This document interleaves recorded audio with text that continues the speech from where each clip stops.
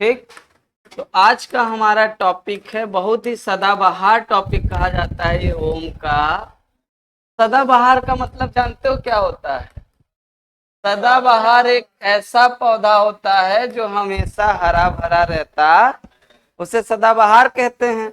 और सदाबहार को अंग्रेजी में एवरग्रीन बोलते हैं। करेक्ट है? पता है ना क्या बोलते हैं? एवरग्रीन मतलब सदैव हरा रहने वाला, इसीलिए इसका नाम सदाबहार है। करेक्ट है कि नहीं? तो ये सदाबहार टॉपिक्स उनको कहा जाता है कि जो हमेशा आपको क्लास 10 से पढ़ाया जा रहा है और वही पढ़ाया जाता है, वो चाहे 11 में पढ़ाया जाए चाहे 12th में पढ़ाया जाए। और बोर्ड में भी इसके क्वेश्चन क्या होते हैं? आते रहते हैं, हमेशा आते रहते हैं। करेक्ट है कि नहीं? नहीं कुछ आता है तो कम से कम ओम नियम लिखने को ही आ जाता है, या फिर ओम नियम की उत्पत्ति ही आ जाता है, या फिर ओम नियम का सत्यापन आ जाता है। बात समझ में आ रही है? तो अगर हम देखेंगे तो हर तरह से, हर दृष्टि से क्या है, ये अच्छा चैप्टर है, या इस चैप्टर का अच्छा टॉपिक है। करेक्ट है कि नहीं? तो ओम का नियम जो है सबसे पहले स्पष्ट है आपका। इसमें ओम क्या है? ओम साइंटिस्ट का नाम है। साइंटिस्ट नाम है जॉर्ज साइमन ओम। करेक्ट है कि नहीं? सन 1828 में दिया गया ओम द्वारा एक क्या है, नियम है। ये नियम क्या कहता है? ये नियम ये कहता है कि सबसे पहले ये ओम ने नियम दिया किस लिए था, ये बात कर लेते हैं। ठीक है? तो जब हम देखते हैं कोई चालक पदार्थ है और किसी चालक पदार्थ को हम किसी बैटरी से जोड़ देते हैं। करेक्ट है? बैटरी से जोड़ने का मतलब ये होता है कि हम उसके सिरों को विभवांतर दे देते हैं, या उसके सिरों पर विभवांतर उत्पन्न कर देते हैं। करेक्ट है? तो माना सबसे पहले हमने कि कोई एक चालक है जिसकी लंबाई कितना है, स्मॉल एल। करेक्ट है? इसका अनुप्रस्थ काट का क्षेत्रफल कितना है, ए। और इस चालक को हम किसी एक बैटरी से जोड़ देते हैं, प्लस और माइनस। प्लस की तरफ से हमेशा क्या होता है, करंट जाती है, और किधर चली जाती है, माइनस की तरफ। ये बात हो गई है। इसका मतलब इसमें एक वैद्युत क्षेत्र होगा, किधर होगा, प्लस की तरफ। करेक्ट है कि नहीं? तो प्लस से माइनस की तरफ इसमें क्या होगा, वैद्युत क्षेत्र होगा। तो अब जो इसके मुक्त इलेक्ट्रॉन है, इसके क्या मुक्त इलेक्ट्रॉन है, क्योंकि ये चालक तभी होगा जब इसके पास पहले से क्या होंगे, मुक्त इलेक्ट्रॉन होंगे। तो मुक्त इलेक्ट्रॉन हमेशा, चूंकि ये ऋणावेशित होते हैं, अतः वैद्युत क्षेत्र की तीव्रता के विपरीत दिशा में एक निश्चित गति करने लगे। करेक्ट है? एक निश्चित दिशा में क्या करने लगेंगे, गति करने लगेंगे। तो मान देखिए, इलेक्ट्रॉन कुछ ऐसे क्या करने लगेंगे, गति करने लगेंगे। बात समझ में आ रही है कि नहीं? इस तरह से इलेक्ट्रॉन क्या करने लगेंगे, एक निश्चित दिशा में, और ये दिशा क्या होगी, वैद्युत क्षेत्र के विपरीत दिशा में। और जैसे इलेक्ट्रॉन गति करने लगेंगे तो यहाँ इस चालक तार से प्रवाहित होने लगेंगे। यही कारण है कि इसके विपरीत दिशा में यहाँ से विद्युत धारा प्रवाहित होने लगती। ये बात हो गई। तो इसके लिए अगर हम, जॉर्ज साइमन ने कहा कि अब इसका वोल्टेज मान लीजिए कितना है, V है, और इसकी वजह से इसमें उत्पन्न विद्युत धारा कितना है, I है। इस बैटरी द्वारा इसमें प्रवाहित विद्युत धारा कितना है, I है।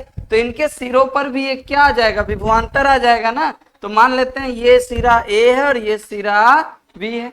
तो यहाँ का विभवांतर मान लेते हैं VA होगा, और यहाँ का विभवांतर VB होगा। बात समझ में आ रही है कि नहीं? तो ओम ने इनके सिरों, किसी चालक पदार्थ के सिरों के विभव के अंतर, अर्थात सिरों के विभवांतर, और इसमें प्रवाहित धारा में एक संबंध बताया था, जिसे जॉर्ज साइमन ओम का नियम कहते हैं। करेक्ट है? इतना बड़ा ना बोल के इसी को हम बोलते हैं ओम का। बात समझ में आई? तो इसके अनुसार उन्होंने कहा था, ध्यान से समझिए, उन्होंने कहा कि अगर ऐसे कोई पिछले चालक की तरह, या कोई पिछला ही जैसे लिया गया वैसा एक चालक है, ठीक है, जिसकी लंबाई L है, अनुप्रस्थ काट का क्षेत्रफल मान लेते हैं A है, जिसको किसी V वोल्ट की बैटरी से क्या किया गया है, जोड़ दिया गया है। जोड़ने से उसमें एक निश्चित दिशा में इलेक्ट्रॉन प्रवाहित होंगे, और इसके प्रति एकांक आयतन में, ये भी मान लेते हैं कि ये जो चालक है इसके प्रति एकांक आयतन में कितने इलेक्ट्रॉन उपस्थित हैं, इसके प्रति एकांक आयतन में स्मॉल n इलेक्ट्रॉन उपस्थित है। कितने इलेक्ट्रॉन ना? तब ओम के अनुसार, तब साइंटिस्ट श्रीमान ओम ओम के अनुसार क्या हो जाएगा? ओम ने कहा कि यदि किसी चालक पदार्थ की, किसकी? यदि किसी चालक पदार्थ की भौतिक अवस्थाएं, अब देखो वर्ड आ गया ना, भौतिक अवस्थाएं, भौतिक अवस्थाएं, करेक्ट है कि नहीं ना? 2 कलर चलेगा तो अच्छा लगेगा ना। भौतिक अवस्थाएं, भौतिक अवस्थाएं का मतलब क्या होता है किसी चालक की? जैसे ताप, भौतिक अवस्था का मतलब है जैसे ताप, दाब, है कि नहीं? आयतन भी भौतिक अवस्था हो जाए, क्योंकि अगर ताप दाब नहीं बदलोगे तो आयतन नहीं बदले, करेक्ट है कि नहीं? उसके अलावा ये भी लिख सकते हो कि क्या लंबाई नहीं है, क्या भौतिक अवस्था है? भौतिक गुणधर्म है ना आपका। क्या अनुप्रस्थ काट का क्षेत्रफल नहीं है क्या? तो इस तरीके से जितनी भी इसकी भौतिक अवस्थाएं हैं, बात समझ में आ रही है? जितनी भी इनकी भौतिक अवस्थाएं, ठीक, यदि अपरिवर्तित रहें, तो यदि किसी चालक पदार्थ की भौतिक अवस्थाएं अपरिवर्तित रहें, क्या रहें? मतलब आप इसे बदल नहीं रहे हो, मतलब आप इसे बदल नहीं रहे हो, तब क्या होगा? तब इन्होंने कहा था कि तब किसी चालक में प्रवाहित होने वाली धारा अपरिवर्तित रहें, तो क्या कहा था इन्होंने? तो किसी चालक में प्रवाहित होने वाली विद्युत, या ऐसे लिखो, किसी चालक के सिरों के बीच उत्पन्न विभवांतर, इन्होंने ये कहा था कि किसी चालक के सिरों के बीच विभवांतर, ठीक है, उसमें प्रवाहित विद्युत धारा के अनुक्रमानुपाती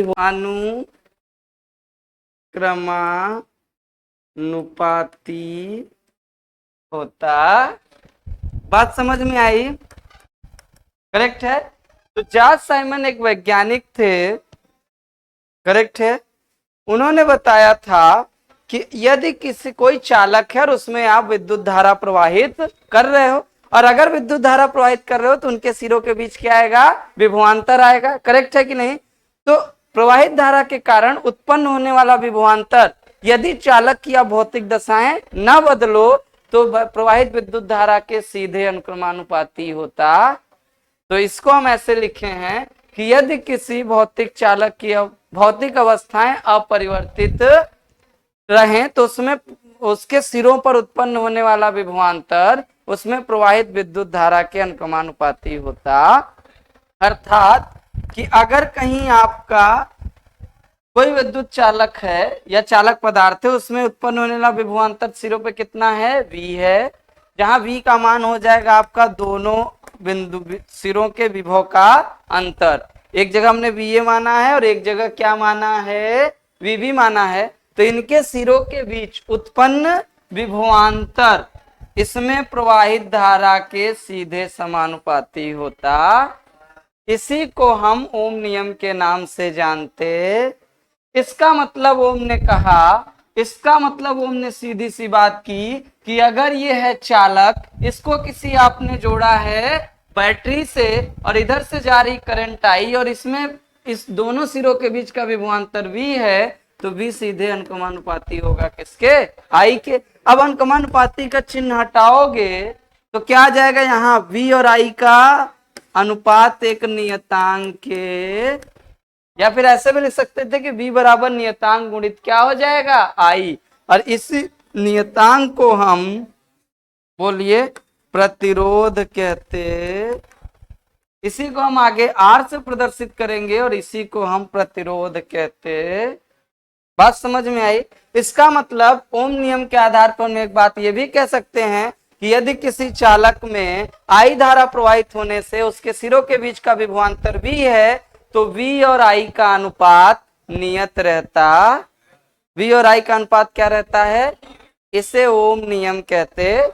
लेकिन कंडीशन ये होनी चाहिए कि चालक पदार्थ की भौतिक अवस्था परिवर्तित, क्योंकि जैसे ही आप भौतिक अवस्था परिवर्तित करेंगे यह नियतांक क्या हो जाएगा? बदल जाएगा, क्योंकि ये नियतांक आपकी लंबाई पे भी निर्भर करेगा, आपके अनुप्रस्थ काट के क्षेत्रफल पे भी निर्भर करेगा, ताप पे भी निर्भर करेगा, दाब पे भी निर्भर करेगा। तो जब तक आप ये अपरिवर्तित नहीं रखेंगे तब तक ओम नियम का पालन नहीं होगा। बात समझ में आई? क्लियर है? ठीक है, ओके। तो इसका मतलब ओम नियम समझ में आया ना? तो सबसे पहले आप इसे क्या करेंगे, नोट करेंगे। तो हेडिंग करिए ओम का नियम या ओम नियम, ठीक है। पहले हेडिंग करिए ओम नियम, उसमें लिखिए सन 1828 ईस्वी में, है कि नहीं, हम यूपी बोर्ड के बच्चे हैं, वो भी शुद्ध हिंदी मीडियम के, तो हमें लिखना भी आना, क्योंकि जब तक हम अपनी कॉपी को अपनी शुद्ध साहित्यिक हिंदी से सजाएंगे नहीं, नंबर पाएंगे नहीं। करेक्ट है कि नहीं? तो ये भी जरूरी है, ठीक। तो लिखिए सन 1828 ईस्वी में जॉर्ज साइमन ओम, बड़ा मजा आता है फुल नाम पढ़ने में साइंटिस्ट का, है कि नहीं। जॉर्ज साइमन ओम नामक वैज्ञानिक ने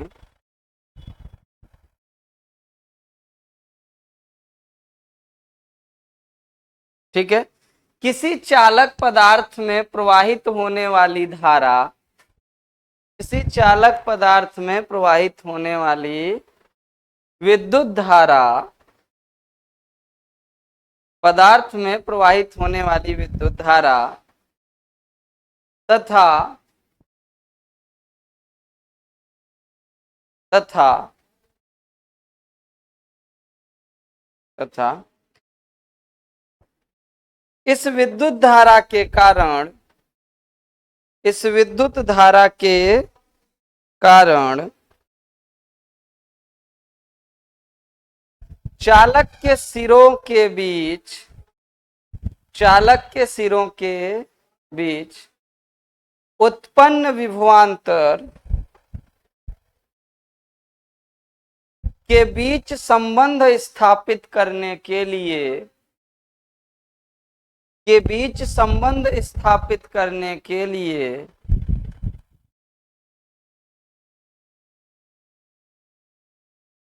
एक नियम दिया, जिसे ओम नियम के नाम से जाना जाता, जिसे ओम नियम के नाम से जाना जाता।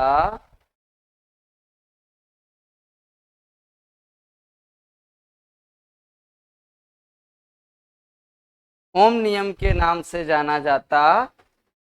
इस नियम के अनुसार, इस नियम के डैश करेंगे, पैराग्राफ चेंज करके डबल इन्वर्टेड कॉमा में लिखें नियम ना, इस नियम के अनुसार डैश करेंगे, पैराग्राफ चेंज करेंगे, डबल इन्वर्टेड कॉमा में नीचे लिखेंगे। देखिए ना, डैश डबल इन्वर्टेड कॉमा में, ठीक है। यदि किसी चालक की भौतिक अवस्थाएं, यहां आ जाइए, देखिए, यदि किसी चालक की भौतिक अवस्थाएं, यदि किसी चालक की भौतिक अवस्थाएं जैसे ताप, दाब, लंबाई, अनुप्रस्थ काट का क्षेत्रफल इत्यादि, इत्यादि, ब्रैकेट बंद, सब लिख पा रहे हैं कि नहीं? बोलो हाँ या ना, ठीक। यदि किसी चालक की भौतिक अवस्थाएं जैसे ताप, दाब, लंबाई, अनुप्रस्थ काट का क्षेत्रफल इत्यादि, ब्रैकेट क्लोज, अपरिवर्तित रहें, तब तब तब करके ना, और डैश करके इसी में, तब डैश, फिर ये रूल लिख लेना है। तब तब किसी मत लिखना, तुम्हारा सेंटेंस बना हुआ है ना। तब चालक के सिरों के बीच, तब चालक के सिरों के बीच उत्पन्न विभवांतर, तब चालक के सिरों के बीच उत्पन्न विभवांतर, उत्पन्न विभवांतर उसमें प्रवाहित, उसमें प्रवाहित विद्युत धारा के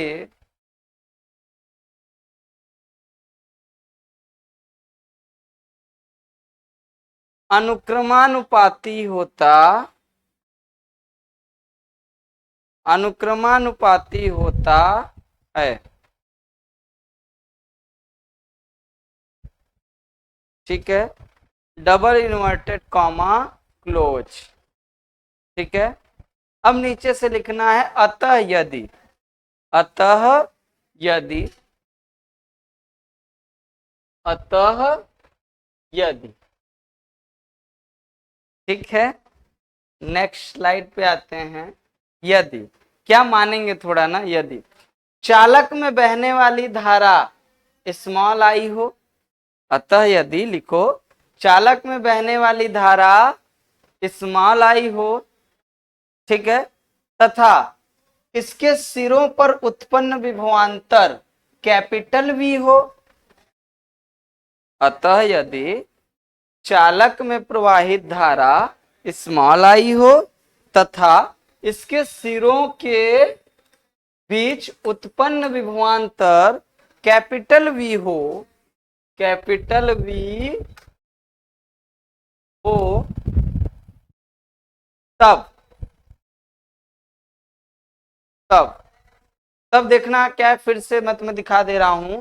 तब क्या हो जाएगा, ऐसे पहले छोटा सा चित्र बना लेना इस बात का कि तब मान लो इसमें धारा कितनी जा रही है, अब इस तरफ से मान रहे आई, और इसके सिरों के बीच वोल्टेज कितना है, कैपिटल वी ना।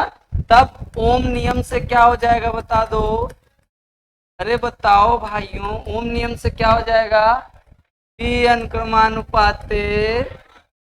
बात समझ में आ गई, करेक्ट है ना।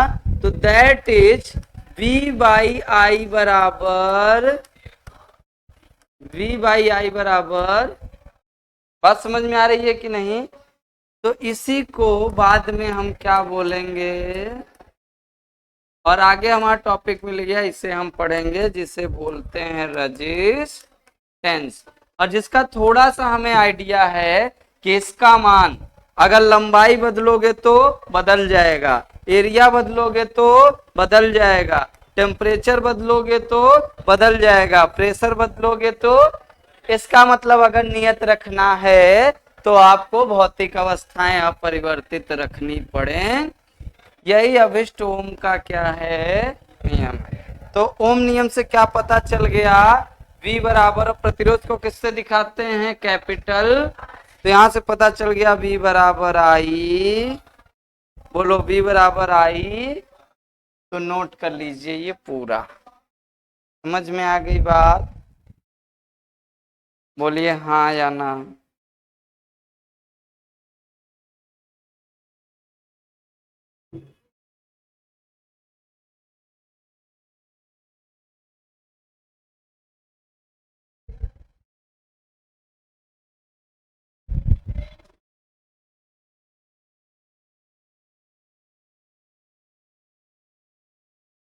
सही चल रहा है सर, ठीक।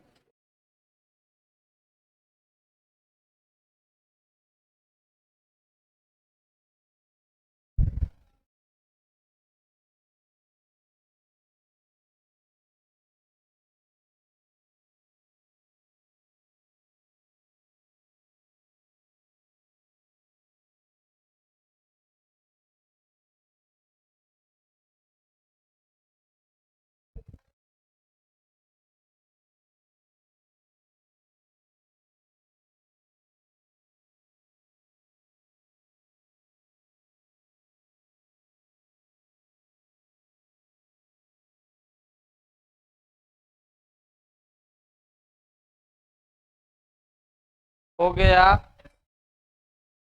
ठीक है। तो अब एक इसी पे छोटा सा क्या कर लेते हैं, सवाल, छोटुआ सवाल, करेक्ट है कि नहीं। क्या करते हैं, मान लो एक चालक तार है और इसके सिरों के बीच आप या इसमें धारा कितनी दे रहे हो, 2 मिली एम्पियर की, कितने की, और इसके सिरों के बीच का विभवांतर मान लीजिए 220 वोल्ट हो जाता, करेक्ट है कि नहीं। तो इसका प्रतिरोध कितना होगा हम निकाल सकते हैं कि नहीं। तो ओम नियम से क्या हो जाएगा, ओम नियम V बराबर क्या हो जाएगा, करेक्ट है कि नहीं। तो V दिया है, हमको चाहिए क्या, R बराबर V बाई, V का मान 200, और यहां लिखेंगे क्या, वोल्ट, क्या लिखेंगे, I का मान 2 मिली एम्पियर किस में बदलेंगे, एम्पियर में। तो ये हो जाएगा 220 गुणित 10 घाते 3 ऊपर जाएगा बटे 2 वोल्ट बटे एम्पियर। वोल्ट बटे क्या हो जाएगा, 2 से काटोगे 110 दूना 200, तो आ गया 1.10 गुणित, बोलो 10 घाते कितना आएगा, 5 आएगा। सही बोल रहे हो कि गलत, पक्का है ना। 10 घाते क्या हो जाएगा, वोल्ट बटे, और इसी को अभी हम बताएंगे कि इसको क्या बोलते हैं, ओम, क्या बोलते हैं, करेक्ट है कि नहीं, जब हम प्रतिरोध पढ़ेंगे। समझ में आई बात, क्योंकि इससे किसका मान निकल जाता है, प्रतिरोध का। तो क्लियर हुआ। तो क्वेश्चन नोट कर लो, क्वेश्चन समझ में आया कि किसी में मान लो इतनी धारा जा रही, इतना वोल्टेज है, तो उसका प्रतिरोध कितना, कैसे निकालेंगे, V बराबर आई आर, ठीक है। तो V बराबर आई आर में R बराबर V बाई आई, तो V दिया है 220 बटे I दिया है मिली एम्पियर, एम्पियर में बदलेंगे 2 गुणित 10 घाते -3, 10 घाते -3 ऊपर जाएंगे 10 घाते 3 हो जाएगा, 220 बटे 2 हो जाएगा, 110 हो जाएगा, 110 गुणित 10 घाते 3 हो जाएगा। अब हमने पॉइंट यहाँ लाया, मतलब 100 से भाग किए, 100 से गुणा भी करेंगे, तो 100 से गुणा करने पे 3 2 कितना हो जाएगा, 5। तो बात समझ में आई। और यूनिट हो जाएगी वोल्ट बटे एम्पियर, और इसी वोल्ट बटे एम्पियर को हम बाद में ओम बोलेंगे।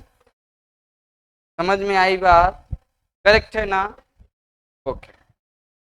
अब हमारा नेक्स्ट और बहुत तगड़ा सा टॉपिक आने वाला है, अनुगमन वेग के आधार पर ओम नियम की व्युत्पत्ति, या हम कहेंगे ओम नियम का सत्यापन, क्योंकि ओम नियम तो आ ही चुका है। तो हमारी नेक्स्ट हेडिंग क्या होगी, अनुगमन वेग के आधार पर, लिख लीजिए बिल्कुल,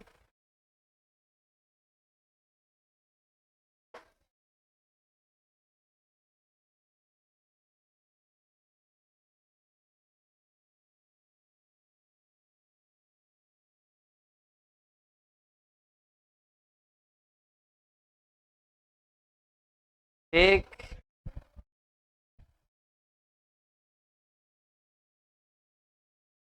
हो गया। तो नेक्स्ट हेडिंग क्या हो जाएगी, अनुगमन वेग के आधार पर, अनुगमन वेग के आधार पर ओम नियम का सत्यापन, ओम नियम का सत्यापन, ठीक है। इसको बोलेंगे, अंग्रेजियों थोड़ा सा लिख लेते हैं, verification of Ohm's law, verification of, है कि नहीं, ऑन द बेसिस ऑफ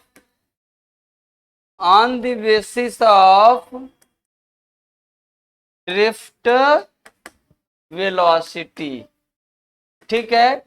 ये भी बड़ा मजेदार चैप्टर, सॉरी टॉपिक है, इससे भी हम बोल सकते हैं ये सदाबहार टॉपिक, ठीक है, बात समझ में आ रही है, ओके। तो सबसे पहले हम इसके लिए क्या करेंगे, मानेंगे कोई एक चालक पदार्थ, उसकी लंबाई, उसके अनुप्रस्थ काट का क्षेत्रफल, उसमें उपस्थित इलेक्ट्रॉनों की संख्या, उसमें बहने वाली विद्युत धारा, उसमें उत्पन्न विभवांतर, ताकि हम उसके लिए क्या लिख पाए, ओम का ताकि हम उसके लिए क्या लिख पाए, ओम का।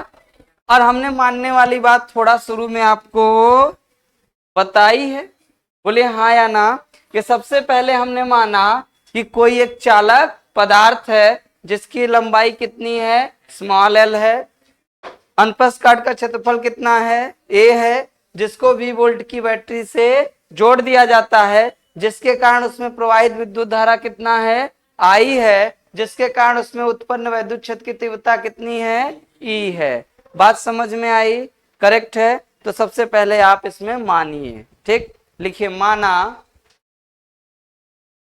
माना स्मॉल एल लंबाई, स्मॉल एल लंबाई, स्मॉल एल लंबाई तथा कैपिटल ए अनुप्रस्थ काट वाले, कैपिटल ए अनुप्रस्थ काट वाले किसी चालक पदार्थ में, किसी चालक पदार्थ में कैपिटल बी विभवांतर वाली, कैपिटल बी विभवांतर वाली एक बैटरी, एक बैटरी जोड़ दी जाती है, एक बैटरी जोड़ दी जाती है, जिससे इस चालक में प्रवाहित विद्युत धारा का मान,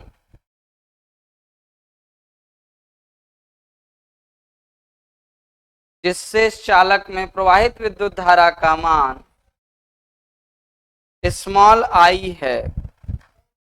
तब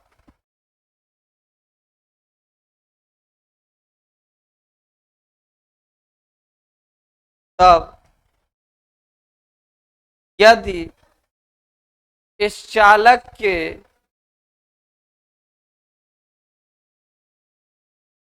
विद्युत धारा आई प्रवाहित होती है,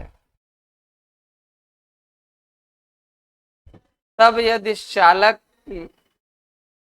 के ना, ये बोला था ना, तब यदि इस चालक के सिरों के बीच कैपिटल ई, कैपिटल ई एक समान वैद्युत क्षेत्र की तीव्रता उत्पन्न होती है, एक समान वैद्युत क्षेत्र की तीव्रता उत्पन्न होती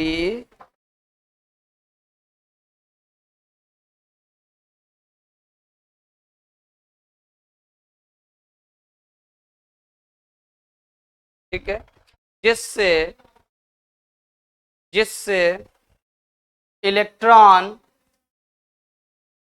जिससे इलेक्ट्रॉन, वो भी कौन से, मुक्त इलेक्ट्रॉन, ठीक है, जिससे मुक्त इलेक्ट्रॉन इस वैद्युत क्षेत्र की विपरीत दिशा में, इस वैद्युत क्षेत्र के विपरीत दिशा में एक निश्चित गति करने लगते, एक निश्चित गति करने लगते, एक निश्चित दिशा में गति करने लगते हैं। ऐसा लिख लीजिएगा कि जिससे मुक्त इलेक्ट्रॉन एक निश्चित दिशा में, और किस दिशा में, वैद्युत क्षेत्र की तीव्रता के विपरीत दिशा में,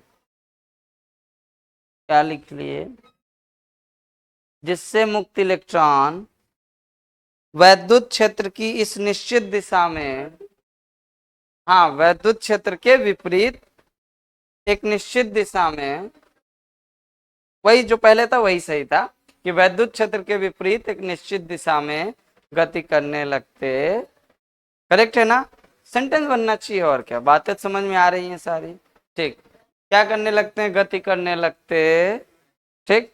अब लिखेंगे तो अब चित्रानुसार, अब चुपचाप क्या बनाना है, अब चित्रा ना, कुछ लोग कहेंगे सर चित्रा किताब के अनुसार पब्लिकेशन होती है, नहीं, आप जो नीचे चित्र बना रहे हो उसके तो मान लिया ये चालक तार, इसकी लंबाई स्मॉल, अनप्रस्थ काट का क्षेत्रफल, अब समझ में आ रहा है ना, हम पहले ही मान चुके हैं तो लिख सकते हैं। इसमें हमने जोड़ा क्या, बैटरी। पहले हम बैटरी का प्लस इधर रखते थे, आज मैं प्लस इधर रख रहा हूं। रीजन ये कि जिधर से प्लस बनाओगे उधर से करंट जाएगा, तो जिधर प्लस रहेगा उधर ही विद्युत क्षेत्र की क्या रहेगी, उसके विपरीत दिशा में। ऐसे प्लस से माइनस की तरफ विद्युत क्षेत्र की तीव्रता रहेगी। तो इसका मतलब इलेक्ट्रॉन को इधर जाता हुआ, अब इलेक्ट्रॉन को इधर जाता हुआ दिखा सके, इसलिए हमने प्लस इधर लिया है। बात समझ में आई कि नहीं। इलेक्ट्रॉन हमेशा विद्युत धारा या विद्युत क्षेत्र के विपरीत दिशा में गति करें। तो देखो एक निश्चित ऐसे है कि नहीं, क्या करने लगते हैं, इलेक्ट्रॉन गति करने लगते हैं, और जिससे सर्किट कंप्लीट हो जाता है और विद्युत धारा प्रवाहित होती रहती। बात समझ में आई। तो विद्युत क्षेत्र की तीव्रता ई है, एक समान ई ऐसे गति कर रहे हैं, और ये क्या है, आई है, और इसका वोल्टेज कितना है ये हम पहले से मान लेते हैं। ठीक है, थोड़ी थोड़ी बात करते हैं कि सबसे पहला कंडीशन, यदि ई का मान 0 होता, तो ई का मान जब 0 होता है तो इसमें उस समय कोई विद्युत धारा प्रवाहित, क्योंकि मुक्त इलेक्ट्रॉन उस समय में कैसी गति करते रहते हैं, यादृच्छिक रूप से गति करते रहते हैं, और उस समय इनका जो वेग होता है उसे उष्मी या तापी वेग कहते, और औसत उष्मी वेग किसी भी यादृच्छिक गति कर रहे मुक्त इलेक्ट्रॉनों का औसत या तापी वेग क्या होता है, 0 होता है। बात समझ में आई। तो जब ये 0 होता है तो स्टार्टिंग में हर एक इलेक्ट्रॉन का अपना एक औसत उष्मी वेग होता, जिसका टोटल औसत मान मतलब U1 plus U2 plus U3, मान लिया कि अगर लगातार ऐसे बहुत सारे इलेक्ट्रॉन हैं जिसका कितना प्रारंभिक उष्मी वेग, इस ऐसा तो होता नहीं ना किसी भी चालक पदार्थ में, क्या लोहे में विद्युत धारा प्रवाहित होती है कि नहीं, हाँ, लेकिन क्या ऐसे ही लोहा पड़ा रहता है प्रवाहित हो रही है क्या, ये लोहा पड़ा प्रवाहित हो रही है क्या, तब तक प्रवाहित नहीं होगी जब तक इसके मुक्त इलेक्ट्रॉन एक निश्चित दिशा में गति नहीं करने लग जाएंगे। और उसके लिए आपको क्या चाहिए कि इसको बाहर से वोल्टेज देना पड़े, बदल के क्या करते हैं, अब इसे किसी विद्युत क्षेत्र में रख दें जिसे हमने माना है वो ई है, 0 नहीं है। तो 0 नहीं होने पे क्या होता है, अब ये इलेक्ट्रॉन एक निश्चित दिशा में गति करने लगते, और अगर ई इधर है तो ये इसके विपरीत दिशा में ऐसे गति करने लगे। तो जब ये गति करते हैं तो होता क्या है, ये तो एक निश्चित दिशा में होते हैं। अब किसी भी पदार्थ में केवल मुक्त इलेक्ट्रॉन नहीं होते हैं, मुक्त इलेक्ट्रॉन अगर ऋणावेश होते हैं तो किसी पदार्थ में उतने धनावेश भी होते हैं, जिन्हें क्या बोलते हैं, धनायन। अगर इन्हें ऋणायन बोलेंगे तो उन्हें क्या बोलेंगे, धनायन। तो इसका मतलब जब ये गति करते हैं आगे तो ये यहाँ उपस्थित धनायनों से क्या करते हैं, टकराते रहते हैं। टकराते तो ये अभी भी हैं, बात समझ में आ रही है कि नहीं, लेकिन अपने आगे उपस्थित धनायनों से क्या करते रहते हैं, अब बात समझ में। तो अभी एक क्रमागत टक्कर करते रहते हैं कि जैसे आगे बढ़ रहे हैं, एक धनायन था टकराया, तब तक आगे बढ़े दूसरा धनायन आ गया, दूसरे धनायन से टकरा गए। करेक्ट है कि नहीं। तो जब इलेक्ट्रॉन एक के बाद एक धनायनों से टकराते हैं तो उसे क्रमागत टक्कर कहते। तो बोलो इसमें क्रमागत टक्कर होती है कि नहीं। हालांकि अनुगमन वेग में समझाया हूं, लेकिन फिर से आपको एक बार समझा दे रहा। तो इनमें लगातार क्या होती है, क्रमागत टक्कर होती। तो क्रमागत टक्करों के बाद अब इनका वेग की दिशा एक निश्चित हो जाती है, तो इनके पास एक निश्चित वेग आ जाता, इनके पास क्या आ जाता है, एक निश्चित, जिसके औसत मान को, निश्चित औसत वेग को ही क्या कहते हैं, अनुगमन वेग कहते। जिसका मान, बोलिए, जिसका मान उष्मी वेग की अपेक्षा बहुत कम होता। अगर उष्मी वेग आपका लगभग 10⁵ मीटर पर सेकेंड के आसपास आता है तो ये आपका हो जाएगा 10⁻⁻4 टू -5 मीटर पर, इससे काफी कम हो जाता है। इसका मतलब इलेक्ट्रॉन अब स्लोली गति करने लगते और धीरे धीरे ऐसे गति करते रहते। बोलो समझ में आ रहा है कि नहीं, पूरी थ्योरी समझा दूंगा तुम्हें, ठीक है, समझाया अनुगमन वेग में भी बताया। ओके, तो जब ये वेग से गति करते हैं तो वेग के कारण समय अंतराल होगा इनका कुछ, करेक्ट है कि नहीं। और इनके दो क्रमागत टक्करों में लगने वाले, दो क्रमागत मतलब लगातार टक्करों के औसत समय को एक चीज बोलते हैं, उसे बोलते हैं श्रांति। ये हम लोग पढ़ चुके हैं, क्या बोलते हैं, श्रांति या विश्रांति, रिलैक्सेशन टाइम। क्या बोलते हैं? रिलैक्सेशन। किससे प्रदर्शित करते हैं? टाउ से ना। किससे प्रदर्शित से क्या पढ़ते हैं? थोड़ा टेढ़ा मेढ़ा टी को टाउ कहते, और ताऊ हमेशा टेढ़े ही होते। सोचो ताऊ रखने के नाम पीछे, समझ गए कि नहीं? तो जब टाउ समझ में आया टेढ़ा मेढ़ा होता है, क्योंकि ताऊ सारे ही टेढ़े होते, हमने टेढ़े ही देखे। करेक्ट है? तो टाउ क्या बोलेंगे? श्रांति। एक बात समझ में आ गई। अब श्रांति काल पता है और औसत वेग है, तो इसका मतलब यहाँ पे एक औसत त्वरण भी आए, तो इस एक इलेक्ट्रॉन का औसत त्वरण कितना हो जाएगा, जिसे अल्फा से प्रदर्शित करते हैं बताया हूं। और अल्फा बराबर क्या हो जाएगा? V D. अनुगमन वेग को किससे प्रदर्शित करते हैं? वी डी बाई क्या हो जाएगा? टाउ। बोलिए है कि नहीं? तो यहां से ये भी पता चल जाता है कि वी डी बराबर अल्फा इंटू। अब ये कहां से आता है, मैं आपको फिर से एक रिलेशन बताने वाला, ठीक है? थोड़ा समझ लीजिएगा आज गहराई से। तो होता क्या है कि अब जैसे ही देखो इसका एक वेग निश्चित हो जाता है और टकराते हैं, तो स्टार्टिंग में मान लेते हैं कि कुछ न कुछ प्रारंभिक वेग से ही चले होंगे, लेकिन अब यही उसमें अगर रहता तो दूसरा बार जब टकराते दिशा बदल जाती तो पूरा कैंसिल हो जाता। लेकिन अब निश्चित दिशा है और इस पे लगातार क्या काम कर रहा है? त्वरण काम कर रहा है, तो कुछ समय बाद इसका वेग क्या होगा? बदल जाएगा। किसी एक इलेक्ट्रॉन की बात कर रहे हैं और इसका वेग अभी मान लेते हैं कितना हो जाता है? v1। ऐसे हर इलेक्ट्रॉन के साथ होगा। करेक्ट है कि नहीं? तो देखो इनका स्टार्टिंग वेग पता है, इनका त्वरण पता है, इनका अंतिम वेग पता है, और इनमें लगने वाला समय भी क्या पता है? टाउ पता है। बोलो है कि नहीं? तो यहाँ गति की समीकरण लग जाएगी कि नहीं? क्या लग जाएगी? गति की। क्योंकि गति की समीकरण तभी कार्य करती है जब आपका त्वरण नियत हो, और त्वरण अभी हमने बताया अल्फा बराबर वी डी बाई टाउ होता है, और औसत वेग भी नियत होता है, और श्रांति काल भी क्या होता है? तो इसका मतलब ये नियत है, तो यहाँ पे v बराबर u प्लस ए टी लगा सकते हैं। ध्यान समझना। तो यहाँ से v1 का मान कितना आ जाएगा? u1 प्लस अल्फा तो वही रहेगा इंटू टाउ 1। बोलिए बात समझ में आ रही है कि नहीं? इसी तरीके से v2 कितना हो जाएगा? u2 प्लस किसी दूसरे का अल्फा इंटू टाउ, टाउ नहीं टाउ। v3 बराबर u3 plus alpha into tau. इसी तरीके से अगर देखेंगे तो Vn बराबर Un plus alpha into tau. बोलो बात समझ में आ रही है कि नहीं? तो टोटल अगर हम देखना चाहेंगे तो इस टोटल औसत वेग का मान ही क्या कहलाता है? ड्रिफ्ट वेलोसिटी, अनुगमन। इसका मतलब अनुगमन वेग क्या आया, देखो आज डिटेल में पूरा समझा दे रहा हूं। करेक्ट है कि नहीं? तो अनुगमन वेग Vd बराबर क्या हो जाएगा? इसी के पूरे औसत मान को इस अंतिम वेग के, इलेक्ट्रॉन का वेग टक्कर होने के बाद एक निश्चित दिशा में चलने के बाद कितना हो जाता है, उसी के औसत मान को तो अनुगमन वेग कहते हैं ना।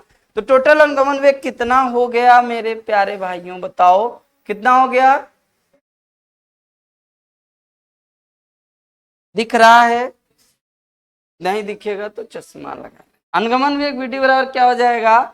इन सभी का औसत। तो औसत क्या हो जाएगा? v1 plus v2 plus v3 plus vn upon n। Correct है कि नहीं?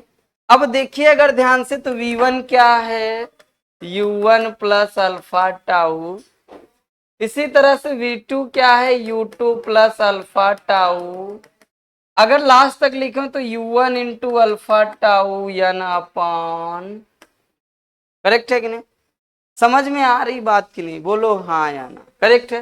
तो ध्यान से देखना, तो इसमें अगर हम u1 को अलग कर लें तो हो जाएगा u1 plus u2 plus u3 dot dot u into N upon plus का अल्फा टाउ 1, मतलब इसे अलग कर लें, tau 1 tau 2 tau 3 tau plus tau.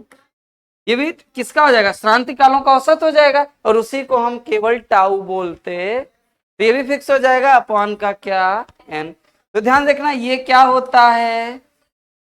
Starting का तो पूरा औसत अकेले अकेले जीरो नहीं होता है, लेकिन औसत उसमें वेग या तापी वेग का मान क्या होता है? तो यहां से देखो पता चल गया कि Vd बराबर अल्फा इंटू, तो हमने क्या तुम्हें ये पहले ही नहीं बता दिया था कि Vd अल्फा टाउ ही आने वाला, जिसकी आज हमने तुम्हें प्रूविंग करके भी दिखा कि जब भी वेग आप अनुगमन वेग का मान निकालोगे तो अनुगमन वेग का मान औसत त्वरण और औसत क्रांति काल के क्या होता है, गुणनफल के। अब बस में जो फॉर्मूला लिखवाया था करेक्ट है कि नहीं। तो नेक्स्ट इसका मतलब हमने देखा तो हमें ये पता चल गया। और हमें चाहिए क्या, बोलो, हमें चाहिए ओम नियम का, मतलब ओम का नियम। हमें ओम नियम सत्यापन करना है कि ओम ने कहा था कि V बाई आई का अनुपात क्या होता है, नियत। और अगर हमें V बाई आई का अनुपात मतलब विभवांतर और विद्युत धारा का अनुपात नियत मिल जाए तो इसका मतलब ओम के नियम का क्या हो गया, सत्यापन। तो इसलिए हमारे पास जो डेटा है हम उसे क्या कर लेंगे, नोट, और आगे बढ़ जाए। और कल ही हमने आपको पढ़ाया था, कल ही हमने आपको क्या किया था, पढ़ाया था, क्या पढ़ाया था, ध्यान समझिएगा कि अगर कहीं किसी चालक में आई विद्युत धारा है, प्रवाहित आवेश Q है, तो I बराबर Q बाई कितना होता है, T ना। और यदि चालक में, ध्यान समझना, सबसे पहले चालक वाले पे आते हैं। चालक में हमने ये भी माना होगा ना कि इसमें जो है प्रति एकांक आयतन में इलेक्ट्रॉनों की संख्या कितनी है, n है ना। तो टोटल चालक में कुल इलेक्ट्रॉनों की संख्या कितनी हो जाएगी, बताइए। तो चालक में कुल इलेक्ट्रॉनों की संख्या, चालक में कुल इलेक्ट्रॉनों की, तो चालक के कुल इलेक्ट्रॉनों की संख्या हो जाएगी एकांक आयतन में और इंटू चालक के आयतन से क्या कर देंगे, गुणा। और चालक का आयतन हो जाएगा A इंटू, क्योंकि अगर क्षेत्रफल को लंबाई से गुणा कर देंगे तो उसे क्या बोलेंगे, चालक का। बोलो बात समझ में आई कि नहीं, करेक्ट है कि नहीं, ओके। तो यहां से हमें पता चल गया कैपिटल N प्रवाहित कुल इलेक्ट्रॉन Na, और Q बराबर होता है N इंटू, तो यहां से Q निकल आया NaL इंटू, देखना ड्रिफ्ट वेलोसिटी तुम अभी तुरंत प्रूव कर दोगे। और T को किससे प्रदर्शित करते हैं, टाउ से, और टाई बराबर होता है माध्य मुक्त पर टोटल लंबाई बटे अनुगमन। अब इसको हम ले जाके वहां रखेंगे तो आई और किसका, अनुगमन वेग का संबंध पता चल जाए। तो वैद्युत धारा अनुगमन वेग में संबंध निकालने के लिए देखो फिर से हमने बता दिया Q बाई क्या कर देंगे, T। तो टोटल Q हो जाएगा NaL इंटू, और अपॉन का कितना, L बाई। तो यहां से I बराबर देखेंगे L से L कैंसिल, NaE इंटू, बोलो बात समझ में आ रही है। तो यहां से पता चल गया, एक लाइन यही लिख सकते हैं कि Vd बराबर I अपॉन Na।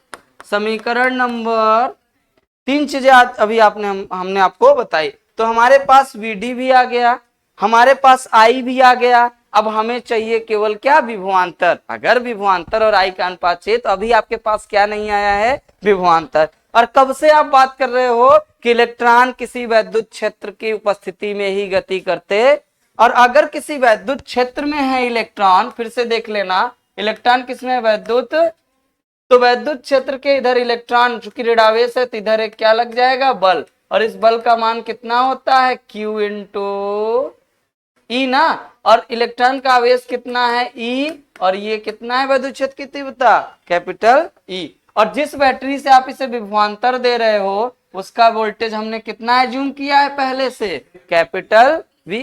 और इसकी लंबाई टोटल कितनी है, L है। तो इसका मतलब आपने पहले से माना है कि अगर L लंबाई में E वैद्युत क्षेत्र की तीव्रता हो तो V बराबर क्या होता है, E इंटू, ये हम जानते हैं ना वैद्युत क्षेत्र की तीव्रता और विभवांतर में संबंध। तो यहां से हम लिख सकते हैं E बराबर V बाई, तो देखो F बराबर E इंटू ई हो जाएगा। तो यहां से F बराबर क्या हो जाएगा, बताइए, E इंटू वी बाई। अब F क्यों निकाल रहे हैं, क्योंकि हमें यूज करना है औसत त्वरण। तो त्वरण बराबर अल्फा बराबर हो जाएगा लगने वाला बल बटे इलेक्ट्रॉन का द्रव्यमान, करेक्ट है कि नहीं। तो यहां से हम देखेंगे तो एक इलेक्ट्रॉन का औसत त्वरण आपका क्या हो जाएगा, औसत त्वरण अल्फा बराबर हो जाएगा Fe, मतलब E इंटू ई का मान अभी हमने रखा कितना, V बाई, करेक्ट है कि नहीं। तो यहां से हो जाएगा V बाई L अपॉन, है कि नहीं, अल्फा की वैल्यू क्या होती है, अभी हमने बोला फोर्स बटे एक इलेक्ट्रॉन का द्रव्यमान। तो अल्फा यहां से क्या पता चल गया, EV बाई M इंटू, समीकरण नंबर इसे कितना मान लेंगे, 4। हमें अल्फा नहीं चाहिए, हमें विभवांतर चाहिए था ना। तो जहां ये V यहाँ पे क्या है, विभवांतर ही, तो यही माना था हमने ना। तो अब देखो ध्यान से, एक अल्फा यहां से आ गया और एक अल्फा हमने यहां से निकाल के रखा हुआ। देखिए ये अल्फा एक यहां से आ गया और एक अल्फा हमने अभी निकाला होगा कहीं से, या चले छोड़िए, अल्फा पता है तो वीडी निकाल सकते हैं ना, तो वीडी ही निकाल लेते हैं, अगर अल्फा नहीं मिल रहा है तो क्या जाता है। तो अब चूंकि वीडी हमने कंफर्म करना है, ठीक है, बात समझ में आ रही है। तो अब चूंकि हमने पीछे अभी समीकरण नंबर 3 से कहां से पढ़ा है, ठीक है, समीकरण नंबर 3 से वीडी बराबर क्या हो जाएगा, आई अपॉन एन ए। समीकरण नंबर 3 से हमने पढ़ा है अभी ना कि वीडी बराबर आई अपॉन एन ए। तो आगे बढ़ेंगे, अगर यहां से अल्फा पता चल गया तो यहां से वीडी भी निकाल सकते हैं। तो यहाँ वीडी वेग बराबर हो जाएगा अल्फा इंटू टाउ। अभी तो पीछे लिखे हैं कि मेरे भाई वीडी बराबर अल्फा इंटू, कहाँ गया, खो जाता, ये लिखा है वीडी बराबर अल्फा इंटू।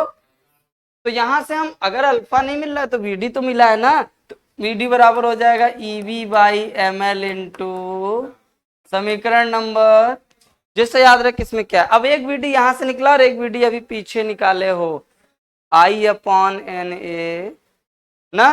तो देखो कौन से समीकरण में वो वैल्यू थी, समीकरण नंबर 3 में। तो समीकरण 3 व 5 से, समीकरण 3 व, ऐसा हम क्यों कर रहे हैं, क्योंकि हमें विभवांतर को और धारा को संबंधित करना है, करेक्ट है कि नहीं। तो जिसमें विभवांतर है जिसमें धारा है उसे जोड़ने वाला टर्म कौन सा है, वीडी है। उधर भी वीडी का मान है, इधर भी वीडी का मान, और अगर दायां पक्ष बराबर है किसी समीकरण में तो बायां पक्ष भी बराबर होना। तो समीकरण 3 और 5 से क्या हो जाएगा, EV upon M L into tau बराबर, उधर आपने पढ़ा कि वीडी बराबर आई अपॉन एन ए ई, तो ये हो जाएगा आई अपॉन एन ए। बोलिए बात समझ में आई। तो यहां से हमको चाहिए वी बाई आई, तो इन दोनों को बराबर करना है, पे देखिए क्या आ जाएगा, वी इधर है, आई को इधर ले ले, और सबको कहां भेज दें, उधर। तो ये हो जाएगा एम इंटू एल अपॉन ई, समझ में आ रही बात कि नहीं, एम एल अपॉन ई उधर भेज देंगे, ई इंटू एन इंटू ए इंटू, बात समझ में आई, और अपॉन में आ जाएगा एक अपॉन, समझ में आ गई बात। तो इसका मतलब हमें क्या पता चला, ध्यान समझिएगा कि v बाई आई बराबर M L upon N A E का स्क्वायर इंटू, करेक्ट है कि नहीं। जहां m क्या है, जहां m क्या है बताइए, दिए गए एक इलेक्ट्रॉन का द्रव्यमान, और एक इलेक्ट्रॉन का द्रव्यमान तो फिक्स होता है ना। अभी पढ़ क्या है कि इलेक्ट्रॉन का द्रव्यमान कितना होता है, 9.01 इंटू 10 की पावर -31 kg, ये फिक्स होता है। ओके, 9.01 इंटू 10 की पावर -31 kg। एल की वैल्यू फिक्स ही होगी, चालक पदार्थ जितना लियो लंबाई फिक्स होगी। एन का मान प्रति एकांक आयतन में इलेक्ट्रॉनों की संख्या फिक्स होगी, एरिया फिक्स होगा, ई का मान फिक्स होता ही है एक इलेक्ट्रॉन का, बात समझ में आ रही। और टाउ भी क्या होता है, फिक्स। तो जब इन सब की वैल्यू हम फिक्स कराएंगे तो इसी को क्या बोलेंगे, नियतांक। इसका मतलब आता है यहां से प्रूव हो गया कि v बाई आई क्या होता है, जिसे क्या बोलते हैं, प्रतिरोध। तो अतः यही ओम के नियम का क्या है, सत्यापन, करेक्ट है कि नहीं। तो यहां से पता चल जाता है, अतः v बाई आई बराबर क्या हो जाएगा, एक कांस्टेंट जिसकी वैल्यू कितनी आई थी, एम एल अपॉन, देख के बोलिए, जो बोलेंगे आप वही लिखूंगा, N A E square into tau, N A E square into, और इसी को क्या बोलते हैं, प्रतिरोध, इसी को क्या बोलते हैं। अब ये रिजल्ट बड़ा काम का है, क्योंकि अभी हम आगे पढ़ेंगे तो प्रतिरोध का जो फिक्स मान होता है वो M L upon N A square into tau के क्या होता है, बराबर। तब यहां से हम पढ़ते हैं, देखो कि जब प्रतिरोध पढ़ेंगे, प्रतिरोध L के सीधे अनुक्रमानुपाती और A के व्युत्क्रमानुपाती। तो जो ये यहाँ पे इसका मतलब ये बना है m upon N E square into tau, इसी कांस्टेंट नंबर को विशिष्ट प्रतिरोध या प्रतिरोधकता बोलते। और यहाँ से फिर हम पढ़ लेते हैं कि R समानुपात L और R समानुपात 1 बाई, करेक्ट है। और यहाँ से प्रतिरोध का पूरा मान पता चल जाता। तो अब बात समझ में आई। इसका मतलब ओम नियम का सत्यापन हो गया। मतलब ओम नियम सत्य है कि अगर कभी भी आप किसी भी ऐसे भौतिक चालक के लिए जिसकी भौतिक अवस्थाएं अपरिवर्तित हैं, V/I का अनुपात क्या होता है, नियत होता है। बात समझ में आई कंप्लीटली। इसमें पूरा आपका विद्युत धारा का एक्सप्लेनेशन से लेके अनुगमन वेग से लेके ओम नियम से लेके ओम नियम के सत्यापन तक की पूरी थ्योरी कंप्लीट है। बात समझ में आई, रिवाइज करिएगा, लिखिएगा, एक बार पढ़िएगा, नहीं समझ में आएगी तो फिर मिलेंगे नेक्स्ट क्लास में। Thank you.